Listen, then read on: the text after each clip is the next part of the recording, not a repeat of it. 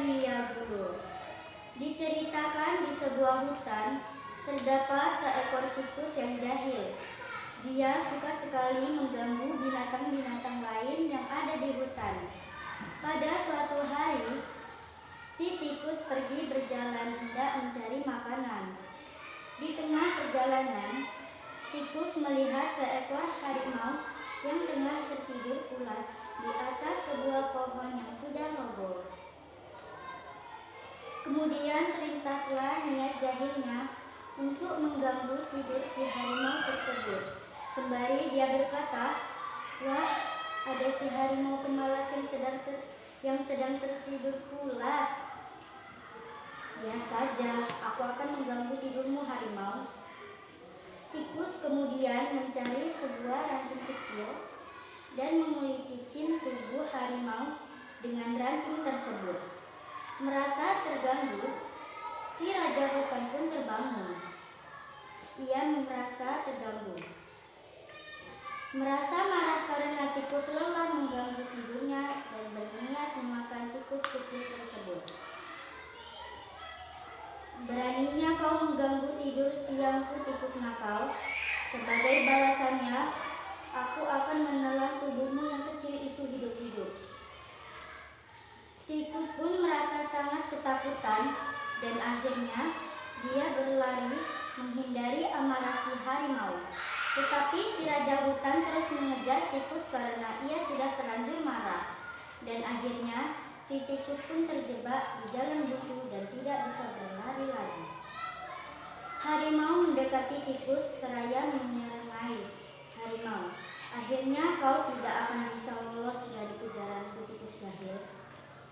Tikus pun gemetar dan menangis ketakutan. Sambil terus menangis, ia berusaha untuk meminta maaf kepada harimau untuk memaafkan kejahilannya dan melepaskannya.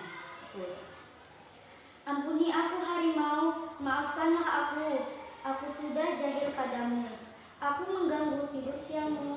Jangan makan aku. Aku berjanji aku tidak akan mengulanginya lagi, dan aku berjanji akan menjadi tikus yang baik." Mendengar permintaan maaf dari tikus yang tulus, harimau menjadi luluh dan tidak tega ingin memakannya. Meski dikenal sebagai raja hutan, tetapi dia masih memiliki balas kasihan kepada sesama hewan. Dan akhirnya ia memaafkan dan melepaskan tikus tersebut, seraya berkata, "Baiklah, kali ini aku memaafkanmu. Tapi berjanjilah kau tidak akan mengulangi perbuatanmu yang jahil itu." Tikus kemudian berterima kasih dan berjanji tidak akan mengulangi kesalahannya lagi dan akan membalas kebaikan harimau suatu saat nanti. Tikus, "Aku berjanji, wahai harimau, aku tidak akan berbuat jahil lagi kepadamu maupun kepada semua hewan yang ada di hutan ini. Dan aku berjanji, aku akan selalu mengingat dan membalas kebaikanmu ini suatu hari nanti." "Terima kasih, harimau." Kemudian mereka pergi masing-masing. Sampai tibalah pada suatu hari, ia mana tikus mendengar jeritan harimau dari sang raja hutan. Tikus berlari mencari asal suara harimau tersebut, hingga dia menemukan harimau yang telah memaafkannya tempo hari terperangkap jaring yang dipasang oleh pemburu. Melihat harimau dalam keadaan bahaya, tikus pun berkata, "Tenanglah wahai temanku, aku akan segera menolongmu." Tikus pun langsung membantu harimau dengan menggigit jaring tersebut hingga putus. Dan harimau pun berhasil selamat dari jaring perangkap pemburu. Harimau pun berterima kasih kepada tikus karena telah menyelamatkan nyawanya. "Harimau, terima kasih banyak, tikus. Untung saja kau datang menyelamatkanku. Kalau tidak, aku pasti sudah mati di perangkap pemburu itu." Tikus, "Sama-sama, harimau. Aku senang bisa menolongmu karena waktu itu juga kau sudah memaafkan kesalahanku."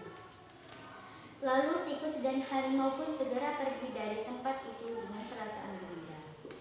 Dari cerita di atas, pesan moral yang dapat kita ambil adalah jangan sekali-sekali kita mempunyai niat jahat atau